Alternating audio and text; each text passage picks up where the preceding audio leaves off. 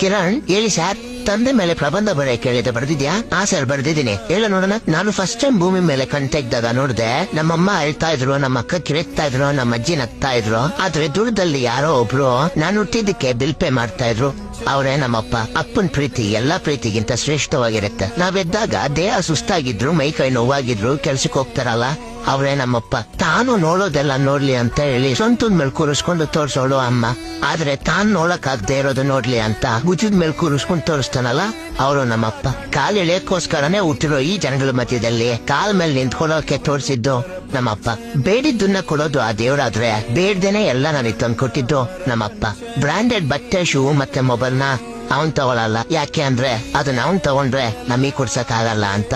ಅವನೇ ನಮ್ಮಪ್ಪ. ಸಾಯೋವರೆಗೂ ಅವ್ರು ಸೇವೆ ಮಾಡಿದ್ರು ಅವ್ರ ಋಣ ತೀರ್ಸೋಕಾಗಲ್ಲ. ಅವನಿಗಿಂತ ನಾವೆಷ್ಟೇ ಎತ್ತರ ಬೆಳೆದ್ರು ಕಾಲಿನ ಧೂಳಿನ ಸಮ ಆಗಕ್ಕೂ ಆಗಲ್ಲ. 106 ಕವನಗಳು ಹೇಳ್ತವೆ ಅಮ್ಮನ್ ಪ್ರೀತಿ. ಕವಿ